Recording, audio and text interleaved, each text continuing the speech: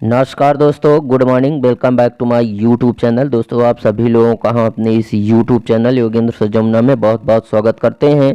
दोस्तों, आज की इस वीडियो में हम आप लोगों के लिए प्रदर्श प्रश्न पत्र दोस्तों सेट सी लेकर उपस्थित हुआ हूं दोस्तों, जो कि सामाजिक विज्ञान क्लास 10th से रिलेटेड है दोस्तों इससे पहले हमने दो वीडियो सेट ए और सेट वी दो वीडियो हमने बना रखी है दोस्तों। अगर आप लोगों ने उन सेटों की वीडियो को नहीं देखा है दोस्तों, तो प्लीज़ उन सेटों की वीडियो को आप जाकर जो है तो देख सकते हैं दोस्तों। इसके लिए आपको हमारा channel Yogendra sir Jamuna search करना पड़ेगा, या तो फिर अगर आपको वहाँ भी वो वीडियो नहीं मिल रही हैं तो दोस्तों उन वीडियो की लिंक हम इस वीडियो के डिस्क्रिप्शन पर दे दूंगा, जहां से आप जा करके उनको वॉच कर सकते हैं और अपने परीक्षा की अच्छे तरीके से जो है तो तैयारी कर सकते हैं। ठीक है, तो दोस्तों आज जो है तो हम सेट सी को जो है तो सॉल्व करने वाले हैं दोस्तों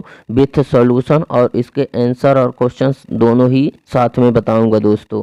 ठीक है, इसमें दोस्तों आपके जो है तो हर पेपर की तरह, हर सेट की तरह 75 नंबर का पूर्णांक इसमें भी रहेगा दोस्तों, और 3 घंटे का समय इसमें भी रहेगा दोस्तों। निर्देश भी आपको दिए जाएंगे दोस्तों। हमने दो सेट जो ऊपर के बताए हैं दोस्तों, उन दोनों में ही आवश्यक जो निर्देश हैं दोस्तों एग्ज़ाम से रिलेटेड, उनको हमने वहाँ पे बता दिया है। हालांकि इसमें भी थोड़ा बहुत हम बता देंगे दोस्तों, जैसे कि निर्देश है तो निर्देश में जैसे रहता है कि सभी प्रश्न करना अनिवार्य है। ठीक है, सभी प्रश्न हल करना अनिवार्य है। ठीक है, और उसके बाद जो है तो इसमें ये भी बताया रहेगा दोस्तों निर्देश में कि 1 से लेकर 6 तक के जो प्रश्न है दोस्तों वो वस्तुनिष्ठ प्रश्न रहेंगे। ठीक है, और प्रत्येक प्रश्न के लिए 1 अंक निर्धारित रहेंगे और एक वस्तुनिष्ठ प्रश्न में 6 प्रश्न रहेंगे।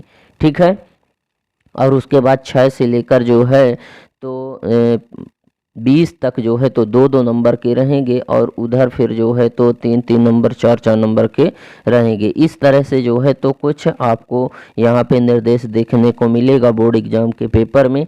ठीक है, तो दोस्तों चलिए बिना किसी देरी के वीडियो को स्टार्ट करते हैं और देखते हैं आज का जो हमारा यह सेट सी है उसमें जो है तो कितने महत्वपूर्ण प्रश्नोत्तर हैं दोस्तों, वो चीज़ देखते हैं दोस्तों।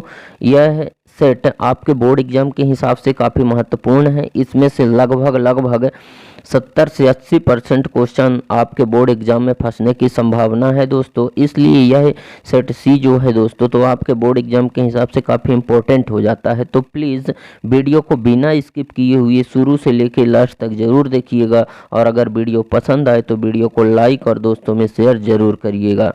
ठीक है, तो चलिए दोस्तों देखते हैं हमारा जो पहला वस्तुनिष्ठ प्रश्न है दोस्तों वो क्या है। सही विकल्प का चुनाव कर लिखिए। ठीक है, सही विकल्प का चयन कर लिखिए। ठीक है, ये जो है तो वस्तुनिष्ठ प्रश्न है दोस्तों। अब इस वस्तुनिष्ठ प्रश्न के अंदर जो है तो हमको 6 प्रश्न मिलेंगे। जैसे पहला प्रश्न हमको मिल रहा है, सरिस्का बांध रिजर्व परियोजना किस राज्य में स्थित है। तो दोस्तों इसमें 4 ऑप्शन है, राजस्थान है, केरल है, कर्नाटक है और उड़ीसा है। ठीक है, तो इनमें से सही जवाब दोस्तों हो जाएगा राजस्थान। ठीक है, ये राजस्थान इसका सही जवाब हो जाएगा। अगला क्वेश्चन देखते हैं, विश्व में सबसे अधिक वर्षा जो है तो कहाँ होती है। ठीक है, माथुरा में होती है कि शिलांग में, भोपाल या कोटा में, कहाँ पे होती है। तो दोस्तों इसका सही जवाब हो जाएगा का नंबर ऑप्शन, यानी कि सबसे अधिक जो है तो वर्षा मासिनराम में होती है। ठीक है, और जो चेरापूंजी है दोस्तों वो सबसे गीला स्थान अब हो चुका है। ठीक है, पहले वहीं होती थी लेकिन अब वहाँ पे नहीं हो रही, इसलिए वो गीला स्थान है, और सबसे ज़्यादा बारिश मासेनाम में हो रही है। ठीक है, नेक्स्ट क्वेश्चन देखते हैं दोस्तों। क्वेश्चन नंबर 3, महात्मा गांधी ने सत्याग्रह के हथियार का सर्वप्रथम प्रयोग कहाँ किया था। ठीक है, सत्याग्रह के हथियार का प्रयोग सर्वप्रथम कहाँ किया था। तो दोस्तों इसमें 4 ऑप्शन है, दक्षिण अफ्रीका, चंपारण, अहमदाबाद और खेड़ा में। तो कहाँ पे किया था। तो दोस्तों इसका सही जवाब हो जाएगा दक्षिण अफ्रीका। ठीक है, दक्षिण अफ्रीका में किया था, नमक कानून को तोड़कर दोस्तों। ठीक है, क्योंकि नमक कानून जो है, नमक जो है वो जो है तो एक बहुत बड़ा हथियार था। ठीक है, अंग्रेजों से भारत को मुक्त करवाने के लिए गांधी जी की नज़रों में। इसीलिए उन्होंने नमक को जो है तो अपना केंद्र बिंदु बनाया और उन्होंने जो है तो दांडी यात्रा की, ठीक है, और जा कर के दक्षिण अफ्रीका में चुटकी भर नमक ले करके जो है तो नमक कानून को तोड़ा, क्योंकि नमक सभी लोग यूज कर रहे थे, ठीक है, इसीलिए उन्होंने नमक को ही जो है तो अपना हथियार बनाया, क्योंकि सभी लोग नमक को यूज करते हैं और जब वो नमक का ही विरोध करेंगे गांधी जी, है ना, तो लगभग सारी जनता गांधी जी के साथ रहेगी, है ना, और अंग्रेजों का विरोध करेगी, ठीक है। तो इस तरह से इसका जो ऑप्शन है दोस्तों वो का नंबर सही हो जाएगा, दक्षिण अफ्रीका में इस तरह से उन्होंने नमक कानून को तोड़ा था, ठीक है।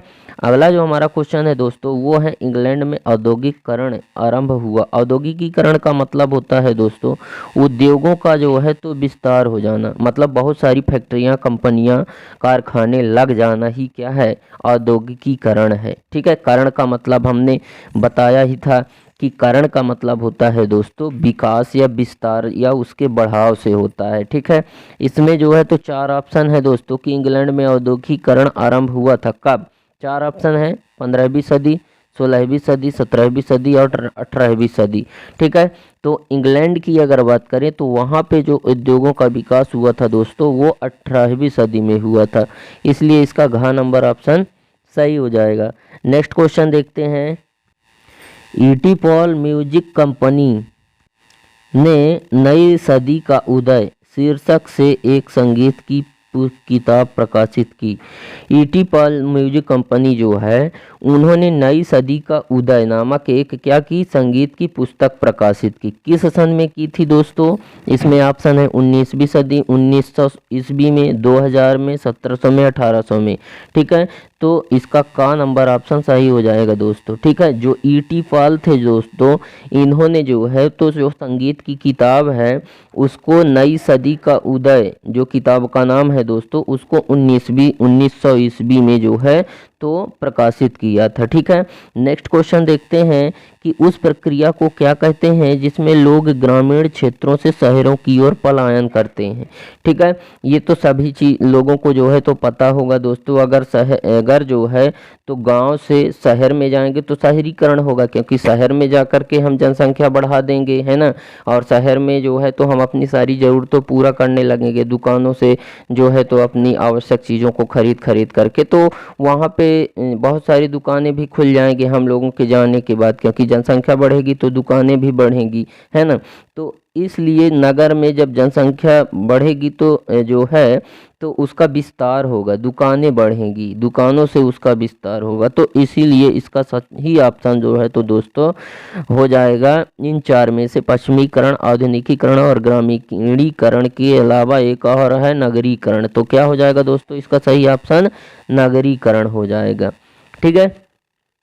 अगला क्वेश्चन देखते हैं दोस्तों, वस्तुनिष्ठ प्रश्न का ये दूसरा क्वेश्चन है दोस्तों, रिक्त स्थानों की पूर्ति कीजिए। लगभग ये दूसरा ही क्वेश्चन आपको बोर्ड एग्जाम में मिलेगा दोस्तों। रिक्त स्थान की पूर्ति जो रहेगी दोस्तों वो दूसरे नंबर क्वेश्चन में रहेगी और जो सही विकल्प का चयन कर लिखिए दोस्तों ये क्वेश्चन जो है ये नंबर 1 पर मिलेगा दोस्तों। एक क्वेश्चन नंबर 1 रहेगा कि सही विकल्प चुनकर लिखिए और 2 में ये रिक्त स्थान की पूर्ति कीजिए, ठीक है। इसमें पहला क्वेश्चन जो है दोस्तों फ्रांसीसी कलाकार फ्रेडरिक सरियू जो है तो कहाँ फ्रेडरिक सरियू चित्रों की एक श्रृंखला बनाई थी, ठीक है। कितने चित्रों की एक श्रृंखला बनाई थी दोस्तों, तो इसमें हो जाएगा 4 चित्रों की एक श्रृंखला बनाई थी। फ्रेडरिक सरियू जो थे वो कितने चित्रों की एक श्रृंखला बनाई थी, तो 4 चित्रों की, ठीक है। अगला क्वेश्चन देखते हैं। 1930 में मुस्लिम लीग के अध्यक्ष कौन थे दोस्तों, ठीक है। 1930 ईस्वी में मुस्लिम लीग के अध्यक्ष कौन थे, तो मोहम्मद इकबाल थे दोस्तों। कौन थे, मोहम्मद इकबाल थे दोस्तों, ठीक है। अगला क्वेश्चन देखते हैं दोस्तों, गांधी जी ने स्वराज का झंडा का जो है तो खालिस्तान तक तैयार कर लिया था। जो स्वराज का झंडा था, स्वराज यानी स्वयं का राज्य, स्वयं के राज्य का जो है तो झंडा तैयार कर लिया था गांधी जी ने जो है तो कब किया था, तो 1921 ईस्वी में किया था। कब किया था, 1921 ईस्वी में, ठीक है। अगला देखते हैं, चौथा नंबर क्वेश्चन है दोस्तों कि गिरमिटिया मजदूर जो है उनको गिरमिटिया जो है तो किसे कहा जाता था। ठीक है, तो गिरमिटिया जो है तो श्रमिकों को या मजदूरों को कहा जाता था दोस्तों। ठीक है, श्रमिक, क्योंकि श्रमिक का मतलब भी होता है दोस्तों मजदूर, श्रमिक। ठीक है, श्रमिक या मजदूर को ही क्या कहा जाता था, गिरमिटिया कहा जाता था, जिनको जो है तो एक जो मालिक होता था वो एक निश्चित समय के लिए जो है तो अपने काम में लगाए रखता था उनको, मतलब वेतन के तौर पर। ठीक है, अगला जो है दोस्तों वो पांचवा नंबर जो है वो है श्रीलंका में गृह युद्ध की समाप्ति का जो वर्ष है दोस्तों वो कौन सा था। तो श्रीलंका में जो गृह युद्ध समाप्त हुआ था दोस्तों वो 2009 में हुआ था। कब हुआ था, 2009 में। ठीक है, अगला है भारत के प्रथम प्रधानमंत्री, ये सबको पता होगा दोस्तों, कौन थे, जवाहरलाल नेहरू थे।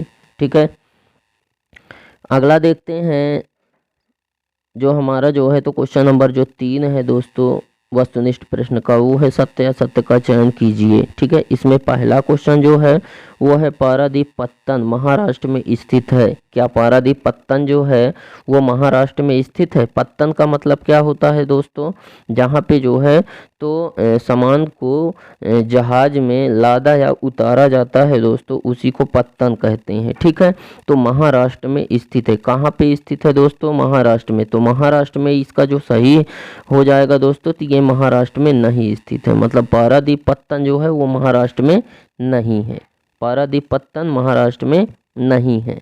अगला देखते हैं, लाल टोपी, तिरंगा, कलगी और स्वतंत्रता और गणतंत्रता किसके चिन्ह थे। ठीक है, मतलब जो है तो कलगी स्वतंत्रता और गणतंत्र के चिन्ह थे। ठीक है, तो इसका इसमें हो जाएगा सही। हाँ, ये जो है मतलब लाल टोपी, तिरंगा, कलगी, स्वतंत्रता और गणतंत्र के चिन्ह थे। ठीक है, ये सही हो जाएगा। ठीक है, ये सही हो जाएगा। अगला देखते हैं, केरल सर्वाधिक मानव विकास सूचकांक वाला राज्य है। केरल जो है तो सर्वाधिक मानव विकास सूचकांक वाला राज्य है। ठीक है, तो इसमें क्या हो जाएगा दोस्तों, इसमें जो है तो जो तीसरा नंबर है दोस्तों वो सही हो जाएगा। ठीक है, क्या है, सर्वाधिक मानव विकास, क्योंकि सबसे ज़्यादा मानव का विकास केरल में इसलिए भी हुआ है दोस्तों क्योंकि वहाँ की जो जनसंख्या है वो लगभग 99% जो है तो साक्षर है, इस वजह से हर एक मानव का वहाँ पे विकास हुआ है। अगला क्वेश्चन है कि लोकतंत्र में गलतियों को सुधारने की गुंजाइश नहीं होती है। ठीक है, लोकतंत्र में गलतियों को सुधारने की गुंजाइश नहीं होती है। ठीक है, तो क्या हो जाएगा इसका ऑप्शन, ये गलत, गुंजाइश होती है, सुधार लिया जाता है दोस्तों। ठीक है, इसलिए ये गलत है। निजी क्षेत्र का मुख्य उद्देश्य लोक कल्याण होता है, नहीं, लोक कल्याण नहीं होता है दोस्तों।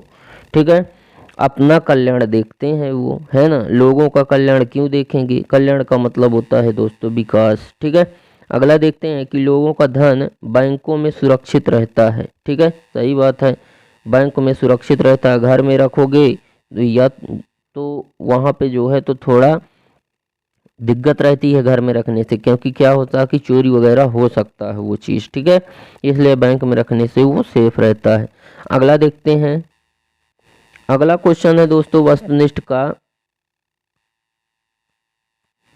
अगला क्वेश्चन है दोस्तों ये सही जोड़ी बनाइए। वस्तुनिष्ठ का चौथा क्वेश्चन है दोस्तों सही जोड़ियां बनाइए। इसमें से जो है तो जैसे रसायन उद्योग है तो रसायन उद्योग का क्या हो जाएगा दोस्तों, तो रसायन उद्योग जो है तो हो जाएगा प्लास्टिक। रसायन उद्योग क्या है, एक प्लास्टिक है, प्लास्टिक से रिलेटेड रखता है। ठीक है, और उर्वरक उद्योग जो है दोस्तों तो वो कहाँ से रिलेटेड रखता है, यूरिया से रखता है। उर्वरक का मतलब खाद होता है दोस्तों, तो यूरिया खाद होती है, सभी को पता है।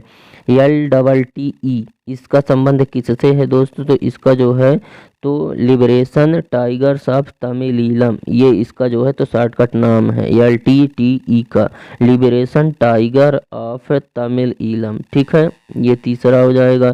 आधी से अधिक आबादी गरीब है। ठीक है, कहाँ की है आधे से अधिक आबादी गरीब, तो दोस्तों इसका जो है तो बांग्लादेश, बांग्लादेश में आधे से अधिक मतलब कहा जाए तो 50% गरीब नहीं है, लगभग 70%, मतलब आधे से अधिक लोग गरीब हैं।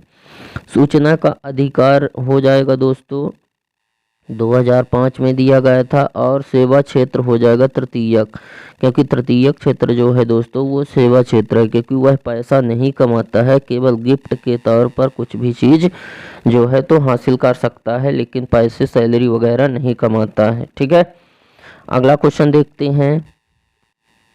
अगला क्वेश्चन है दोस्तों प्रश्न क्रमांक जो 5 है दोस्तों। ठीक है, यह जो है तो प्रश्न क्रमांक जो वस्तुनिष्ठ का 5वां प्रश्न है दोस्तों, वो है एक शब्द या एक वाक्य में उत्तर दीजिए। ठीक है, इसमें से हमारा जो पहला वाला प्रश्न है वो है भारत की 2 खाद्यान्न फसलों के नाम बताइए। तो गेहूं और चावल हैं दोस्तों। इसके खाद्यान्न फसल कौन है? गेहूं और चावल। हमारे भारत की सबसे महत्वपूर्ण फसलें हैं जो है तो गेहूं और चावल। दोस्तों चावल हमारे भारत देश में सबसे अधिक उगाया जाता है, परंतु महत्व दिया गया है इसको, गेहूं को, हरित क्रांति के कारण। ठीक है, अगला क्वेश्चन है कि भारत में प्रमुख पत्तनों की संख्या कितनी है? तो 12 प्रमुख हैं व 200 मध्यम व छोटे पत्तन हैं। 200 जो हैं तो लगभग मध्यम आकार के और छोटे हैं, और 12 तो बहुत ही बड़े बड़े पत्तन हैं। ठीक है, तीसरा है भारत में अंतः स्थलीय नाव संचालन जल मार्ग की लंबाई कितनी है? ठीक है, तो इसका सही जवाब है दोस्तों 14,500। ठीक है, कितनी है? 14,500 है। नव संचालन जल मार्ग की जो लंबाई है वह 14,500 है, यानी 14,500 के करीब। ठीक है, अगला है BMI का फुल फॉर्म क्या है? Body mass index. क्या है दोस्तों? BMI का full form body mass index. दोस्तों ये जो फुल फॉर्म दे रहा है आपके बोर्ड एग्जाम में दोस्तों फुल फॉर्म से क्वेश्चन बनेंगे, इसलिए जितने भी जहाँ भी आपको फुल फॉर्म मिले आपके सब्जेक्ट के अंदर उसको आप ज़रूर से ज़रूर पढ़ लीजिएगा। ठीक है, क्योंकि ये जो फुल फॉर्म है दोस्तों इससे क्वेश्चन बनेगी ही बनेगी। ठीक है, अगला क्वेश्चन है 5वां नंबर की किसी एक अमेरिकी कंपनी का नाम बताइए। तो फोर्ड मोटर्स है दोस्तों। ठीक है, जो भारत में आकर जो है तो सबसे पहले अपना व्यापार शुरू की थी। अगला देखते हैं 6वां नंबर क्वेश्चन है दोस्तों प्रतिरक्षा मुद्रा। ठीक है, प्रतिरक्षा मुद्रा विदेशी मामले कौन सी सूची में आती हैं? तो दोस्तों ये जो है तो संघ सूची में आते हैं सब। ठीक है, प्रतिरक्षा मुद्रा तथा विदेशी मामले जो हैं वो संघ सूची के अंतर्गत आते हैं, समवर्ती सूची में नहीं आते हैं दोस्तों, ध्यान रखना। ठीक है, अगला हमारा जो क्वेश्चन नंबर 6 है, यहाँ से वस्तुनिष्ठ प्रश्न समाप्त होते हैं दोस्तों। अब हमारा चालू होगा क्वेश्चन नंबर 6। क्वेश्चन नंबर 6 क्या है दोस्तों कि मरुस्थलीय मृदा क्या है?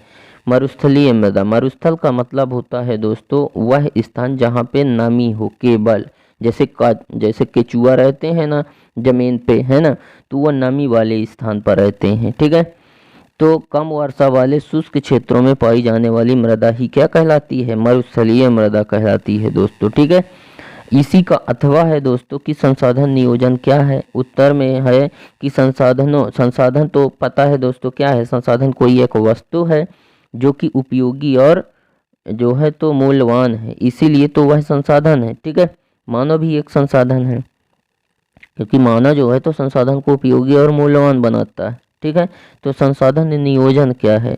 ठीक है, मतलब नियोजन का मतलब है योजनाबद्ध तरीके से। नियोजन का मतलब क्या है? योजनाबद्ध तरीके से या विवेकपूर्ण ढंग से किसी भी उपयोगी और मूल्यवान वस्तु जो कि संसाधन है उसका जो है तो उपयोग करना। कैसा उपयोग करना? विवेकपूर्ण उपयोग, मतलब उसका जो है तो दुरुपयोग नहीं करना चाहिए। ठीक है, जितना हमको ज़रूरत हो उतना ही हमें उपयोग करना चाहिए, वही है संसाधन नियोजन। ठीक है, अगला है दोस्तों एजेंडा 21। ये जो है तो वेरी वेरी मोस्ट इम्पोर्टेंट है क्वेश्चन है दोस्तों, एजेंडा 21, इसको तो ज़रूर से ज़रूर ही पढ़ लीजिएगा दोस्तों। ठीक है दोस्तों, एजेंडा 21 एक घोषणा है। क्या है यह एक घोषणा है जिसे 1992 में ब्राज़ील के शहर रियो डी जेनेरो में, ठीक है, संयुक्त राष्ट्र पर्यावरण और विकास के सम्मेलन के तत्वाधान राष्ट्राध्यक्षों को द्वारा जो है तो सुरक्षित किया गया था। मतलब जो है तो पर्यावरण के विकास हेतु एजेंडा 21 जो है वो पर्यावरण के विकास हेतु बनाया गया था। कहाँ पे? रियो डी जेनेरो में। यह ब्राज़ील का एक शहर है और बनाया कब गया था? 1992 में। ठीक है। और है क्या दोस्तों? यह एक घोषणा है, जो घोषणा 1992 में ब्राज़ील के रियो डी जेनेरो शहर में दी गई थी पर्यावरण के जो है तो सुरक्षा और विकास की दृष्टि से। ठीक है। उसके बाद हमारा जो क्वेश्चन नंबर जो 7 का अथवा है दोस्तों, उसमें क्या है कि मृदा अपरदन किसे कहते हैं? मृदा अपरदन के कोई दो कारण। ठीक है। तो मृदा अपरदन क्या होता है दोस्तों? तो मिट्टी का कट करके, ठीक है, वह जल के माध्यम से या हवा के माध्यम से एक स्थान से दूसरे स्थान पर बह कर जाना ही जो है तो अपरदन कहलाता है दोस्तों। और इसका जो प्रमुख कारण है दोस्तों, वो कारण है कि वनों का विनाश। जब पेड़ों को आप काट देंगे तो मृदा का अपरदन होगा, मिट्टी ढीली पड़ जाएगी और उसका कटाव होगा। कटाव होने के बाद वह एक स्थान से दूसरे स्थान बह जाएगी दोस्तों। ठीक है। तो पहला कारण ये है और दूसरा कारण है आंधी या तूफान। ठीक है। अगला क्वेश्चन है दोस्तों स्थानांतरित कृषि। ठीक है। स्थानांतरित कृषि क्या होती है दोस्तों? तो वह ऐसी कृषि जो एक स्थान से दूसरे स्थान पर घूम घूम कर की जाती है दोस्तों। स्थानांतरित यानी स्थान परिवर्तन करके। ठीक है। स्थानांतरित से ही मतलब है दोस्तों स्थान को परिवर्तन करके की जाने वाली खेती ही स्थानांतरित खेती है। क्या होता है दोस्तों कि जो कृषक इसमें क्या करता है, इस कृषि में कि भूमि का कोई एक टुकड़ा चुनता है और उस टुकड़े पर वो लगभग जो है तो 6 मंथ यानी कि एक फसल उगाता है। एक फसल उगाने के बाद वह उस जो है तो जगह को छोड़ करके और फिर से दूसरा भूमि का कोई टुकड़ा चुनता है, क्योंकि उसका मानना यह है कि जिस भूमि पर जिस टुकड़े पर हमने अभी खेती की है उसकी उर्वरक शक्ति खत्म हो गई, इसीलिए अब उसको जो है तो दूसरी फसल उगाने के लिए दूसरा जो है तो भूमि का टुकड़ा चुनना पड़ रहा है दोस्तों। ठीक है। तो उसी को स्थानांतरित कृषि कहते हैं दोस्तों। ठीक है। और उपजाऊपन होने के बाद कुछ समय बाद पुनः से उसमें जो है तो कृषि कार्य किया जा सके, इसलिए उसको छोड़ भी दिया जाता है। ठीक है। अगला क्वेश्चन है दोस्तों जो अथवा है क्वेश्चन नंबर 8 का, वो है भारतीय कृषि की 2 समस्याएं लिखना है दोस्तों। ठीक है। जैसे पहली जो समस्या है दोस्तों, पुराने ढंग के उपकरण। भारत की कृषि की 2 समस्या है। ठीक है। पहली समस्या यह है कि जो मतलब जो है तो कृषि करने के, खेती करने के जो उपकरण है दोस्तों, जैसे हल व बैलों के द्वारा जो खेती की जाती थी, वो एक सबसे बड़ी समस्या है। दूसरी समस्या जो हाथों से काटते हैं लोग, ठीक है, वो भी बड़ी समस्या है। ठीक है। क्योंकि आज अगर अपने हाथ से कोई कृषि करना चाहे, मतलब हलों और बैलों से जोत कर और हाथों से जो है तो बो कर, हाथों से काट कर, निराई कर जो है तो अगर इस तरह से कृषि करना चाहेंगे तो बहुत मेहनत भी लगेगी और मेहनत के अलावा उनका खर्च भी ज़्यादा आएगा। ठीक है। मतलब लागत उसकी ज़्यादा लग जाएगी। ठीक है। इसीलिए यह जो है तो पुराने ढंग के जो उपकरण हैं उसको उपयोग करना एक बहुत बड़ी समस्या है। ठीक है। इन सब से बचने के लिए हमें जो है तो आज नवीन तरीके से कृषि करना चाहिए, वैज्ञानिक तरीके से, यानी ट्रैक्टर से जो है तो जोतना बोना चाहिए, हार्वेस्टर से हार्वेस्टिंग करनी चाहिए, मतलब फसलों को काटना चाहिए, है ना। तो ये जो है तो नए ढंग हैं, पुराने ढंग के कारण समस्याएं पैदा हुई हैं। ठीक है। भारतीय कृषि में और जिस प्रकार से भारत की जनसंख्या बढ़ रही है तो अगर हम पुरानी जो है तो ढंग से कृषि करेंगे तो हम उनके भरण पोषण भी नहीं कर पाएंगे दोस्तों। ठीक है। इसीलिए हमको नवीन टेक्नोलॉजी, नई पद्धति अपनाना चाहिए। ठीक है। जो वर्तमान में चालू है अभी। ठीक है। अगला है जो समस्या है उर्वरता में कमी। उर्वरता का मतलब होता है जो है तो दोस्तों खाद हो सकता है, या कि आप यह भी कह सकते हैं कि भूमि की जो उपजाऊपन है वह कम हो जाना ही जो है तो क्या है, उर्वरता में कमी। ठीक है। क्या है कि जिस प्रकार से जनसंख्या बढ़ रही है दोस्तों, तो उसकी भरण पोषण के लिए लोग क्या करते हैं कि तरह तरह की जो है तो रासायनिक उर्वरकों का प्रयोग करते हैं खेत में, जिसकी वजह से जो है तो जो खेत है उसकी जो उर्वरक शक्ति है दोस्तों वो कम होती जा रही है। ठीक है। जो कि भारतीय कृषि की एक बहुत बड़ी समस्या है। ठीक है। उसके बाद अगला क्वेश्चन देखते हैं। अगला क्वेश्चन है औद्योगिक प्रदूषण से स्वच्छ जल को कैसे बचाया जा सकता है। औद्योगिक प्रदूषण यानी कि जो उद्योग कारखाने जो लगे हुए हैं उनके द्वारा जो जल को प्रदूषित होता है, जो जल तो उस जल को प्रदूषित होने से कैसे बचा सकते हैं। ठीक है, तो इसके पहला जो सुझाव है दोस्तों वो है कि रासायनिक उद्योग जो कि जल को सर्वाधिक प्रदूषित करते हैं, सर्वाधिक यानी सबसे ज़्यादा जो प्रदूषित करते हैं, ऐसे उद्योगों को जलाशयों व नदियों से दूर स्थापित किया जाना चाहिए। ठीक है, वे उद्योग जो उद्योग जल को प्रदूषित करते हैं उन उद्योगों को जो है तो शहर से दूर स्थापित करना चाहिए। ठीक है, दूसरा सुझाव देखते हैं दोस्तों। दूसरा सुझाव है कि उद्योगों में, ठीक है, उद्योगों में प्रयोग किए गए जल को जलाशयों व नदियों में विसर्जित नहीं करना चाहिए। मतलब जो है तो उद्योगों में जो जल प्रयोग किया गया है उस जल को नदियों में, ठीक है, नहीं बहाना चाहिए, बल्कि इस जल का उपचार कर सिंचाई के उपयोग में लाना चाहिए। मतलब उसको फिल्टर करके और उसी जल का प्रयोग सिंचाई करने के लिए लाया जाना चाहिए। ठीक है, ये तो थे हमारे जो है तो जल को प्रदूषित होने से बचाने के लिए दो सुझाव दोस्तों, जो कि औद्योगिकीकरण के कारण जो है तो प्रदूषित हो रहा था जल। ठीक है, अगला उसी का जो अथवा है दोस्तों वह जल प्रदूषण के कोई दो कारण लिखिए। ठीक है दोस्तों, एक बात और बता दें, ये जो प्रदूषण से रिलेटेड है ना दोस्तों क्वेश्चन, ये क्वेश्चन 110% आपके एग्जाम में आएंगे। ठीक है, इसीलिए ये जो जल प्रदूषण है दोस्तों ये वेरी वेरी मोस्ट इम्पोर्टेंट है दोस्तों। ठीक है, इसको तो आप पढ़ ही लीजिएगा, जल से रिलेटेड केवल आपको जल प्रदूषण मिलेगा केवल। ठीक है, आपके बोर्ड एग्जाम में। तो इसमें जो है तो जल प्रदूषण जो हो रहा है उसके दो कारण, तो पहला तो है औद्योगिकीकरण, जिसके कारण जो है तो जल प्रदूषित हो रहा है, अभी हमने बताया है ना पिछले क्वेश्चन में।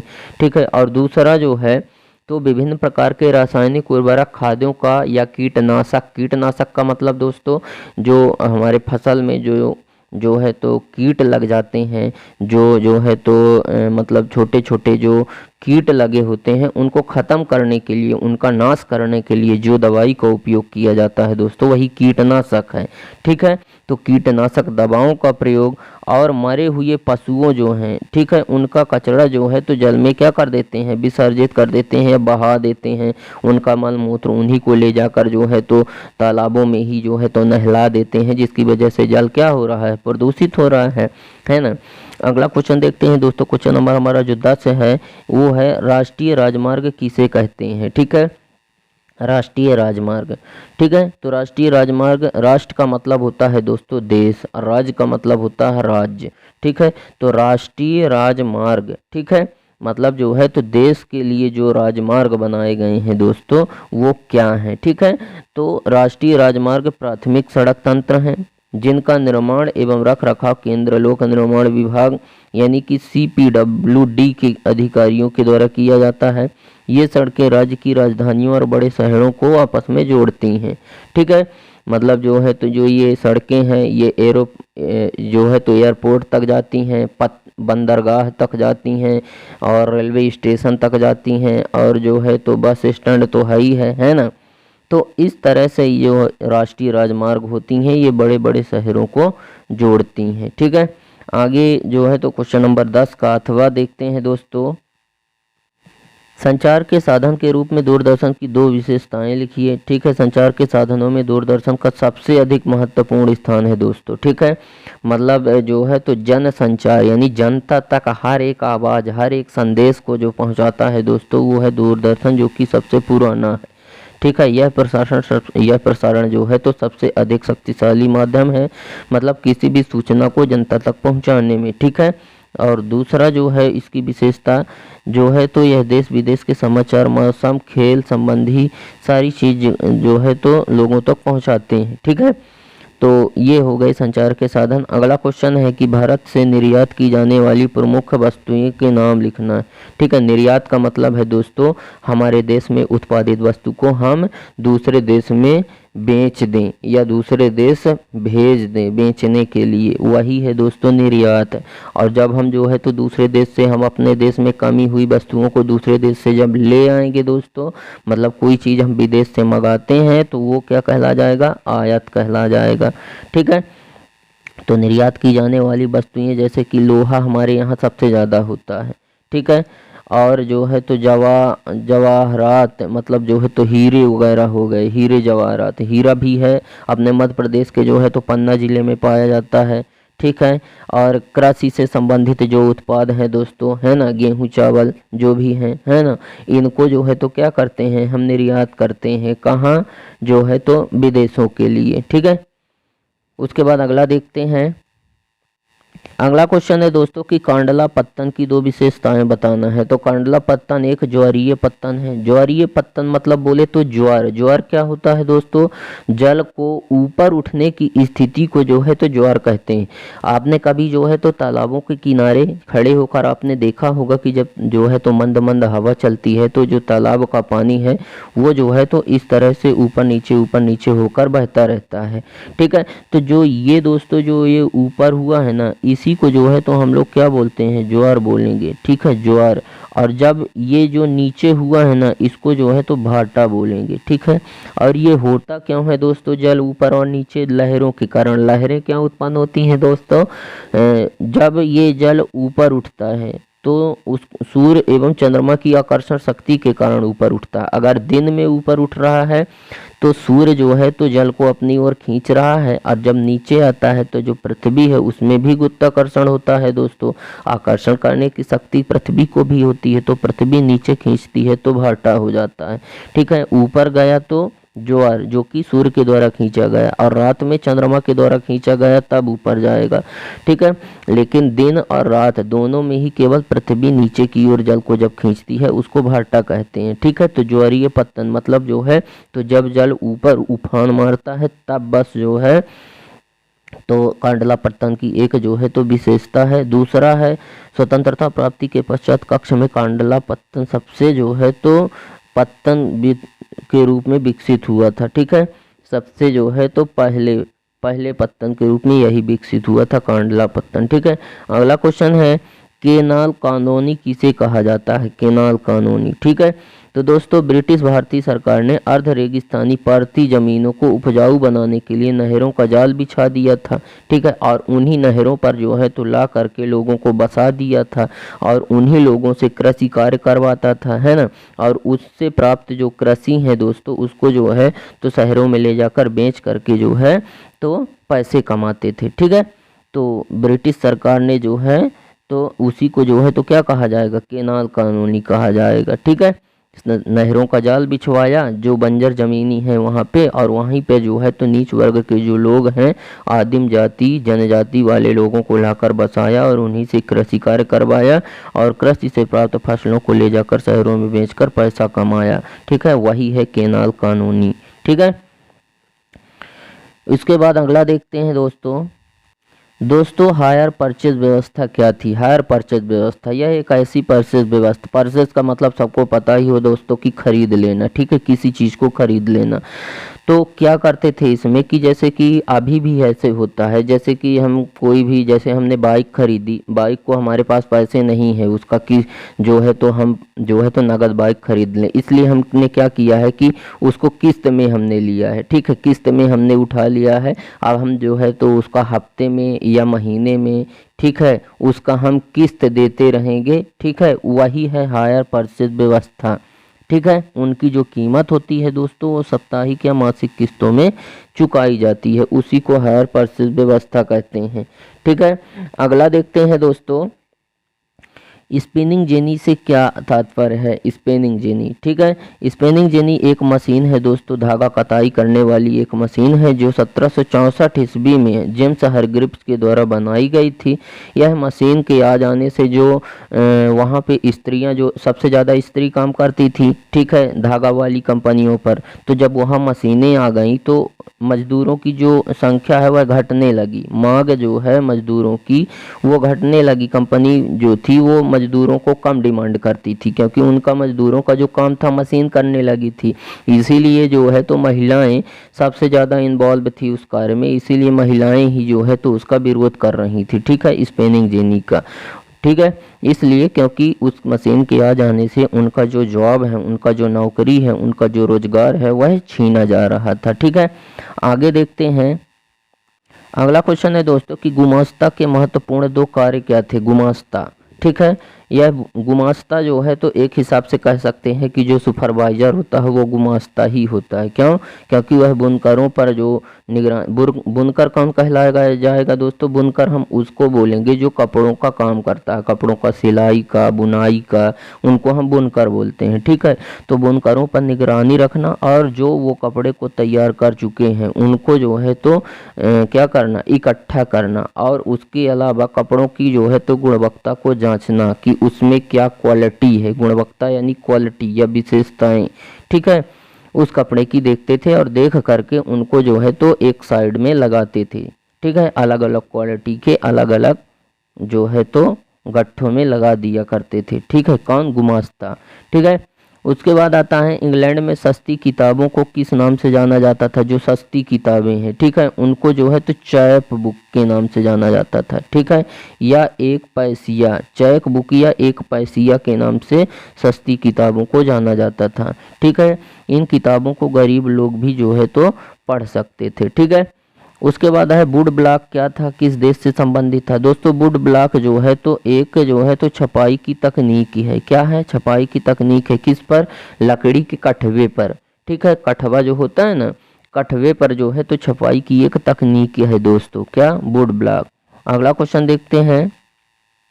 अगला क्वेश्चन है दोस्तों कि प्रिंटिंग प्रेस के आविष्कारक कौन थे, कहाँ थे, ठीक है, के थे? ठीक है, प्रिंटिंग प्रेस के आविष्कारक कौन थे और कहाँ के थे?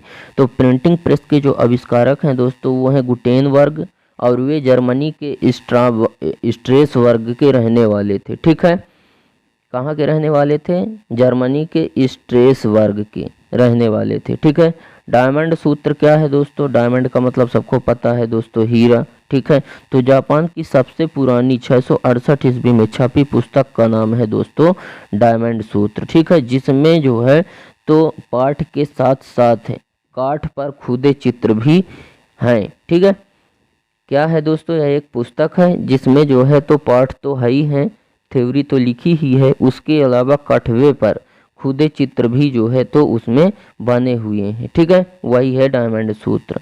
ठीक है, जो जापान की सबसे पुरानी छपी हुई पुस्तक 1868 ईस्वी में छपी थी। अगला क्वेश्चन देखते हैं दोस्तों, प्राथमिक क्षेत्र क्रियाएं क्या हैं? जैसे कृषि कार्य करना दोस्तों प्राथमिक क्रिया है। ठीक है, पशुपालन करना भी प्राथमिक क्रिया है, क्योंकि कृषि जो है तो पशुपालन भी क्या है, एक कृषि ही है। ठीक है, तो प्राथमिक क्षेत्रक हैं, वो प्राथमिक क्रियाएं हैं। मछली पालना प्राथमिक क्रिया है। ठीक है, इसको देखते हैं दोस्तों, जो है तो कृषि करना, मत्स्य पालन यानी मछली पालन, पशुपालन, खनन, ठीक है, और जो है तो वनारोपण आदि, ये सब जो है तो प्राथमिक क्षेत्र की जो है तो क्रियाओं के अंतर्गत आते हैं। ठीक है, इसमें जो है तो कि आपको कोई पैसे नहीं प्राप्त होते हैं, केवल आप कृषि करते हैं। और जब आप मछली पाल लेंगे, मछली जब आपको प्राप्त होगी, आप जब शहर में बेचेंगे, जब आप ले जाएंगे तो वो तृतीयक होगा। लेकिन उस मछली को आप जो है तो क्या करेंगे, जो है तो जब शहर में ले जाकर बेच देंगे तो तृतीय क्षेत्र कहला जाएगा। ठीक है, द्वितीय क्षेत्र में क्या होगा दोस्तों? जैसे आपने पशुपालन किया है ना, आपने गाय पाली, गाय ने आपको दूध दिया, तो दूध दिया वो तो प्राथमिक उत्पाद है, लेकिन उस दूध से आप जो है तो पनीर बना लिए, द्वितीयक उत्पाद है। और उस पनीर को आप अगर शहर ले जा रहे हैं, ठीक है, तो वह हो गया तृतीय क्षेत्र, क्योंकि आप किसी को सेवा करने जा रहे हैं, किसी को आप देने जा रहे हैं, किसी की सेवा करने जा रहे हैं, तो वो हो जाएगा तृतीय क्रियाकलाप। और जब आप उसको बेच देंगे तो जो खरीदेगा, ठीक है, और आपको पैसे देगा, तो खरीदने और पैसे लेने देने का जो काम है दोस्तों वो चतुर्थक क्रियाकलाप में आ जाता है। ठीक है, और चतुर्थक क्रियाकलाप में उसको कोई फायदा नहीं होता है। ठीक है, अगला देखते हैं। अगला क्वेश्चन है दोस्तों, संगठित क्षेत्र को लोक कल्याणकारी क्यों कहा जाता है? संगठित जो क्षेत्र होता है, ठीक है, उससे कल्याण इसलिए क्योंकि जब आप जो है तो एक मुट्ठी में एक संगठित होकर कार्य करेंगे दो लोग, तो वो ज़्यादा काम कर पाएंगे। ठीक है, लेकिन अगर अलग अलग कर दिया जाएगा तो वो उतना काम नहीं कर पाएंगे। ठीक है, इसीलिए संगठित क्षेत्र में रोजगार की जो अवधि होती है दोस्तों वो नियमित होती है, संगठित जो क्षेत्र होते हैं, ठीक है, वहाँ पे आपको जो है तो डेली का डेली जो है तो आपको जॉब दिया जाता है, ठीक है। ये नहीं कि एक दिन आपको काम दिया गया दूसरे दिन आपको भगा दिया गया, ऐसा नहीं, ठीक है। और लोगों के पास जो काम होता है वह एकदम निश्चित होता है, सुनिश्चित होता है, ठीक है। क्षेत्र सरकार द्वारा पंजीकृत होते हैं और उन्हें सरकारी नियमों एवं विनियमों का पालन भी करना पड़ता है, क्योंकि कहीं ना कहीं जो है तो सरकार भी उसमें भागीदारी होती है संगठित क्षेत्र में, ठीक है। आयतित अगला क्वेश्चन है, आयतित देशों को जोड़ने वाला मुख्य माध्यम क्या था, ठीक है। अतीत में जो बीत गया, अतीत का मतलब बीता हुआ, तो बीते हुए समय में देशों को जो जोड़ने का आधार था, माध्यम था, वह क्या था, ठीक है। तो जोड़ने का जो माध्यम था दोस्तों वो था व्यापार, ठीक है। अब होने वाला व्यापार विदेशी व्यापार पहले की अपेक्षा बहुत तीव्र है, ठीक है, व्यापक एवं अधिक परिवहन के साधनों से युक्त है आज वाला जो है, ठीक है। अगला क्वेश्चन देखते हैं दोस्तों, विश्व व्यापार संगठन क्या है, ठीक है। क्वेश्चन है विश्व व्यापार संगठन क्या है, संक्षिप्त में समझाइए। विश्व व्यापार संगठन यानी WTO क्या है, ये WTO वर्ल्ड, ठीक है, WTO है, विश्व व्यापार संगठन क्या है, तो यह एक जो है तो इसका पूरा नाम है WTO, एक ऐसा संगठन है जिसका उद्देश्य, ध्येय का मतलब होता है उद्देश्य, दोस्तों अंतर्राष्ट्रीय व्यापार को उदार बनाना यानी सरल बनाना, ठीक है। और विकसित देशों की पहल पर शुरू किया गया विश्व व्यापार संगठन अंतर्राष्ट्रीय व्यापार संबंधित नियमों को निर्धारित करता है और यह देखता है कि नियमों का पालन हो, ठीक है। और वर्तमान में विश्व के लगभग 164 देश विश्व व्यापार संगठन के जो है तो सदस्य हैं, ठीक है, जो विश्व के सारे व्यापार पर नज़र रखते हैं और देखते हैं कि क्या सही तरीके से व्यापार हो रहा है कि नहीं हो रहा है, ठीक है। अगला क्वेश्चन है दोस्तों, वनों से लाभ बताना है, ठीक है, वनों से लाभ बताना है। पहला लाभ है वनों से हमें इमारती लकड़ी प्राप्त होती है, ईंधन कागज के लिए लकड़ी प्राप्त होती है, साथ ही ठीक है वनों से हमें जो है तो बहुत सारी चीज़ प्रत्यक्ष लाभ भी होते हैं, अप्रत्यक्ष लाभ भी होते हैं। अप्रत्यक्ष लाभ वे होते हैं दोस्तों जो हमें दिखते नहीं हैं और हम केवल महसूस करते हैं, ठीक है। और प्रत्यक्ष लाभ जो हमें दिखते हैं, जैसे पेड़ से जो है तो हमें फल प्राप्त होता है, यह प्रत्यक्ष लाभ हमको मिल गया सीधे, है ना। और ये प्रत्यक्ष लाभ हो गया, पेड़ों से हमें लकड़ियों प्राप्त होती है ना, हमें घास प्राप्त होती है वनों से, तो ये प्रत्यक्ष हैं, ठीक है। लेकिन अप्रत्यक्ष जैसे पेड़ वर्षा कराने में सहायक होते हैं, ठीक है, तो इसको केवल ये दिखता नहीं है, हमें इसको महसूस कर सकते हैं, ठीक है। तो इस प्रकार से और पेड़ जो है तो हमें ऑक्सीजन देते हैं, यह भी कहाँ समझ आता है, नहीं समझ में आता है कि यही पेड़ दे रहा है कि कोई और, है ना। तो ये होते हैं अप्रत्यक्ष लाभ, ठीक है। अगला देखते हैं कि वन जो है तो मृदा अपरदन को रोकते हैं, यानी कि पेड़ पौधे जो लगे होते हैं वो वहाँ की मिट्टी को जकड़ के पकड़े रखते हैं। आपने कभी देखा होगा कि जो पेड़ हैं, पेड़ के नीचे आपने कभी देखा होगा चाहे जितनी भीषण बारिश हो जाए उसके नीचे की जो मिट्टी है उसका कटाव नहीं होता है, इसलिए क्योंकि वो जड़ को पकड़ के रखती हैं, ठीक है। और वनों से ही हमें, पेड़ पौधों से ही हमें विभिन्न प्रकार की जड़ी बूटियाँ प्राप्त होती हैं और ये जो है तो भूजल स्तर को ऊँचा करने में सहायक होते हैं। भूजल स्तर यानी कि वर्षा कराने में सहायक होते हैं। जब वर्षा कराएंगे तब तो भूमि में जल का स्तर जो है तो वो ऊपर आएगा, है ना। अगला देखते हैं, अगला क्वेश्चन है दोस्तों, वन्य प्राणी संरक्षण क्यों आवश्यक है। इसलिए क्योंकि जो वन में रहने वाले जो जीव हैं दोस्तों उसी को वन्य प्राणी बोलेंगे, है ना। वन में यानी जंगलों में रहने वाले जो विभिन्न प्रकार के जीव जंतु हैं वह वन्य प्राणी कहलाएंगे, ठीक है, यानी वनों में रहने वाले प्राणी वन्य प्राणी, ठीक है। यह मानव के लिए महत्वपूर्ण है क्योंकि पारिस्थितिकी संतुलन बनाए रखने में इनकी महत्वपूर्ण भूमिका होती है। पारिस्थितिकी संतुलन क्या होता है दोस्तों, विभिन्न प्रकार के जीव जंतु, पशु पक्षी, घास, पेड़ पौधे, मनुष्य, ये सब एक दूसरे पर निर्भर हैं, एक दूसरे से पारस्परिक क्रिया करते हैं, एक दूसरे के बिना किसी के भी जीवन के विकास की कल्पना नहीं की जा सकती दोस्तों, ठीक है। इसीलिए उसको हम पारिस्थितिकी तंत्र कहते हैं। जैसे अगर हम बात करें कि अगर घास नहीं होती होती तो जो चूहा है और खरगोश वो नहीं होते, क्योंकि चूहा और खरगोश घास खाती है ना।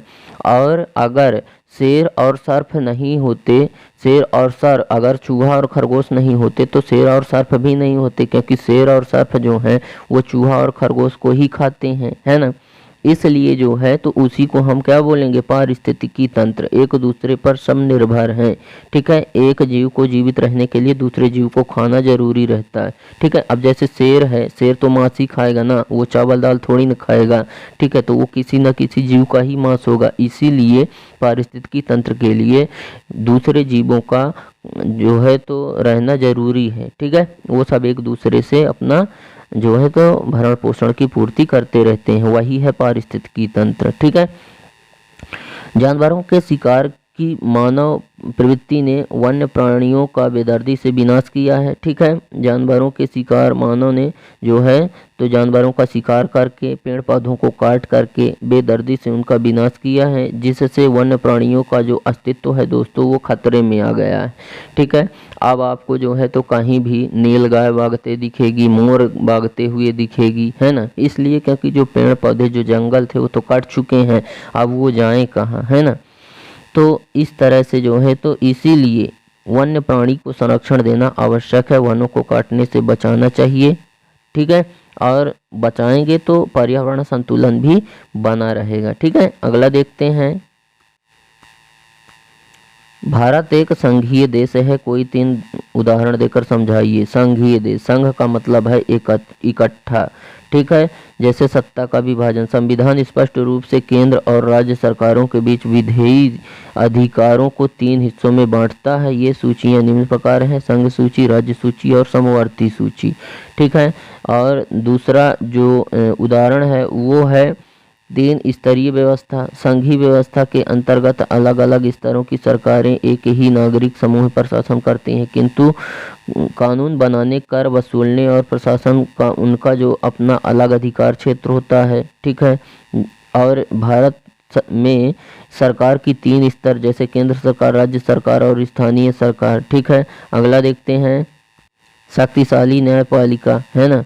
संघीय व्यवस्था में संवैधानिक प्रावधान और कानूनों के क्रियान्वयन को देखरेख में न्यायपालिका महत्वपूर्ण भूमिका निभाती है। ठीक है, और शक्तियों के बंटवारे के संबंध में कोई विवाद होने की हालत में फैसला उच्च न्यायालय और सर्वोच्च न्यायालय में ही होता है। ठीक है, अथवा देखते हैं संघीय शासन व्यवस्था की महत्वपूर्ण विशेषताएं। ठीक है, इसमें से पहली विशेषता है सरकार के 2 या अधिक स्तर हैं। ठीक है, दूसरा है एक नागरिक समूह है। ठीक है, तो संघीय शासन व्यवस्था में सर्वोच्च सत्ता केंद्रीय प्राधिकरण और उसकी विभिन्न अनुषांगिक इकाइयों के बीच बढ़ जाती है। ठीक है, अगला देखते हैं।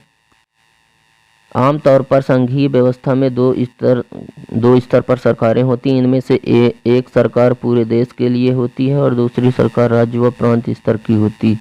ठीक है, दूसरा देखते हैं। एक नागरिक समूह, अलग अलग अधिकार क्षेत्र। ठीक है, एक नागरिक अलग अलग स्तर की सरकारें एक ही नागरिक समूह पर शासन करती हैं, परंतु कानून बनाने और कर वसूलने और उनका प्रशासन का जो काम है दोस्तों वह अलग अलग होता है। ठीक है, जनता वही है लेकिन जनता पर अलग अलग जो है तो कानून लागू होते हैं। ठीक है, कर वसूलने वाला अलग होता है प्रशासन। ठीक है, और जो है तो कानून बनाने का अलग होता है। ठीक है, अगला देखते हैं कि संविधान की सर्वोच्चता। संविधान में सरकार के विभिन्न स्तरों के इस अधिकार क्षेत्र स्पष्ट रूप से वर्णित होते हैं, इसलिए सरकार के प्रत्येक स्तर के अस्तित्व प्राधिकार संवैधानिक रूप से सुरक्षित होते हैं। ठीक है, अगला देखते हैं। अगला क्वेश्चन है दोस्तों, भारत माता की छवि और जर्मेनियन की छवि की तुलना। ठीक है, भारत माता की छवि की जो है तो भारत जो है तो राष्ट्र की प्रतीक है। जो भारत माता की छवि है वो भारत राष्ट्र का प्रतीक है। इसे 1905 में रविंद्रनाथ टैगोर ने जो है तो बनाया था। ठीक है, रविंद्रनाथ टैगोर ने। और जो है तो जर्मेनियन की अगर हम बात करें तो यह छवि जर्मन राष्ट्र का प्रतीक है। भारत माता भारतीय राष्ट्र का प्रतीक है और जर्मेनियन जो है तो जर्मनी राष्ट्र का प्रतीक है। और इसे 1848 में चित्रकार फिलिप बेट ने बनाया था। ठीक है, जर्मेनियन की छवि को किसने बनाया था? फिलिप बेट ने कहा 1848 को, जबकि भारत माता की छवि को 1905 में किसने? रविंद्रनाथ टैगोर ने बनाया था। ठीक है। दूसरा देखते हैं भारत माता की छवि में, इसमें भारत माता को एक सन्यासिन के रूप में दर्शाया गया है और इसमें जो है तो वलूत के वृक्ष के पत्तों का मुकुट पहनती है और काला लाल सुनहरा तिरंगा रखती है। इसके साथ ही वह तलवार तथा बाज कवच भी अपने पहने हुए दिखाई देती है। ठीक है, जो जर्मेनियन की छवि है। लेकिन जो भारत माता की छवि है वह सन्यासिन के रूप में दर्शाई गई है। इस छवि में भारत शिक्षा, भोजन और कपड़े दे रही है और एक हाथ में माला उनके सन्यासी गुणों के रेखांकित करता है, जो माला है। ठीक है, अगला देखते हैं दोस्तों। भारत माता की अगर बात करें तो भारत माता की एक अन्य छवि में वह हाथ में तिरंगा लिए हाथों और शेर के मध्य खड़ी हैं और इसके साथ उनके पीछे देवियां भी खड़ी हुई हैं। यह चिन्ह सत्ता और शक्ति के साथ धार्मिकता भी प्रदर्शित करता है। जबकि जर्मेनियन के हाथ में तलवार और उस तलवार पर खुदा हुआ जर्मन तलवार और जर्मन राइन की रक्षा करती है। और यहाँ पे भारत की अगर बात करें तो भारत माता की को शांत, गंभीर, दैवी, आध्यात्मिक गुणों से युक्त दिखाया गया है, जबकि जर्मेनियन को एक वीर, साहसी और देश की रक्षा करने वाली स्त्री के रूप में दिखाया गया है। ठीक है, हमारा अगला और लास्ट क्वेश्चन देखते हैं दोस्तों राजनीतिक दलों के गठन के आधार बताना है। ठीक है, कि राजनीतिक दलों का जो गठन हुआ है, राजनीतिक दल यानी कि जो है तो जो जैसे कांग्रेस पार्टी, भाजपा पार्टी है ना, आम आदमी पार्टी, ये क्या है, ये सब जो है तो राजनीतिक दल है दोस्तों। तो इनके गठन के आधार क्या हैं? ठीक है, पहला है राजनीतिक आधार। प्रत्येक देश में राजनीतिक मामलों पर लोगों के अलग अलग विचार होते हैं। राजनीतिक मामलों में वे जो है तो शासन के संगठन, लोगों के अधिकार और विदेश नीति, युद्ध, शांति आदि मामलों पर लोगों के मत में विभिन्नता होने के कारण अलग अलग राजनीतिक दल संगठित हो जाते हैं। ठीक है, जैसे कोई भाजपा को पसंद करता है तो कोई कांग्रेस को पसंद करता है तो कोई आम आदमी को पसंद करता है। ठीक है, अगला देखते हैं आर्थिक आधार है। अगला, देश की अर्थव्यवस्था और आर्थिक मामलों के बारे में लोगों के जो है अलग अलग विचार होते हैं। कुछ लोग व्यक्तिगत संपत्ति और पूंजीवादी अर्थव्यवस्था का समर्थन करते हैं, जबकि कुछ लोग जो है तो समाजवाद का समर्थन करते हैं। जैसे कुछ लोग पैसे में बिक जाते हैं, लेकिन कुछ लोग समाज के हितों को ध्यान में रखते हुए केवल जो है तो एक सच्चा नेता का ही चुनाव करते हैं। लेकिन कुछ लोग जो है तो पूंजी पैसा पा जाएंगे तो उसी को वोट दे देते हैं। ठीक है, तो इस प्रकार आर्थिक विचारों में मतभेद के कारण अलग अलग राजनीतिक दल संगठित हो जाते हैं। ठीक है, तीसरा है जाति के आधार पर। जाति भी कई बार राजनीतिक दलों के गठन का आधार बन जाती है। जातिवाद, जैसे जातिवाद तो सभी जानते हैं ना, तो जाति के आधार पर सभी लोग अपने ही जाति के लोगों को वोट दे डालते हैं, जबकि वो नेता जो है तो योग्य नहीं है, फिर भी उसी को वोट दे देते हैं अपने जाति के कारण। ठीक है, उसी को मतदान करते हैं। ठीक है, तो जाति के आधार पर भी उनका गठन होता है, किसका? राजनीतिक दलों का। ठीक है, अगला देखते हैं क्षेत्र के आधार पर। ठीक है, क्षेत्र में क्षेत्रीय आधार पर राजनीतिक दलों का गठन होता है। ठीक है, क्षेत्रीय आधार पर। ठीक है, यहाँ पे जो है तो क्षेत्रीय आधार पर राजनीतिक दलों का गठन किया जाता है। इसमें जो है तो Gana Parishad, Telugu Desam, DMK, national conference आदि ऐसे ही राजनीतिक दल हैं। ठीक है, इसी का अथवा देखते हैं दोस्तों राष्ट्रीय एवं क्षेत्रीय दलों में अंतर लिखना है। ठीक है, राष्ट्रीय मुद्दे उठाते हैं राष्ट्रीय दल जो होते हैं, और क्षेत्रीय दल क्षेत्रीय मुद्दे उठाते हैं। राष्ट्रीय दलों पर भी व्यक्ति व परिवारवाद का प्रभाव देखने को मिलता है और क्षेत्रीय दलों में अक्सर किसी एक व्यक्ति या परिवार का। ठीक है, इसमें जो है तो पूरे परिवार का या एक व्यक्ति का नहीं, ठीक है, पूरे व्यक्ति का राष्ट्रीय दल में जो है तो प्रभाव दिखता है, जबकि क्षेत्र में किसी एक व्यक्ति या परिवार का अधिकार देखने को मिलता है। ठीक है, आगे देखते हैं दोस्तों जो राष्ट्रीय दल हैं ये दल पूरे देश में कार्य करते हैं, इनका प्रभाव भी पूरे देश में फैला होता है, और जबकि ये दल जो है तो क्षेत्रीय स्तर पर कार्य करते हैं और इनका अस्तित्व तो पूरे क्षेत्र में फैला होता है। अगर कोई दल लोकसभा चुनाव में पड़े कुल वोट का अथवा 4 राज्यों के विधानसभा चुनाव में पड़े कुल वोट का 6% हासिल करता है और लोकसभा में चुनाव में कम से कम 4 सीटों पर अपनी जीत दर्ज करता है तो उसे राष्ट्रीय दल की मान्यता मिल जाती है। जबकि क्षेत्रीय में कोई पार्टी राज्य विधानसभा के चुनाव में पड़े कुल मतों का 6% या उससे अधिक हासिल करती है और कम से कम 2 सीटों पर जीत दर्ज करती है तो उसे राज्य के राजनीतिक दल के रूप में मान्यता मिल जाती है। ठीक है, तो इस प्रकार से दोस्तों उम्मीद करते हैं कि आप लोग को हमारा यह वीडियो पसंद आया होगा। वीडियो अगर पसंद आया तो वीडियो को लाइक करें, दोस्तों में शेयर करें और अगर आप हमारे चैनल पर नए हैं तो हमारे चैनल को फटाफट सब्सक्राइब करें एंड बेल आइकन भी प्रेस करें ताकि हमारी नई नई वीडियो की नोटिफिकेशन आपको सबसे पहले मिले। तो दोस्तों आज के लिए बस इतना ही, मिलते हैं आप सभी लोगों से नेक्स्ट वीडियो में। तब तक के लिए जय हिंद, वंदे मातरम।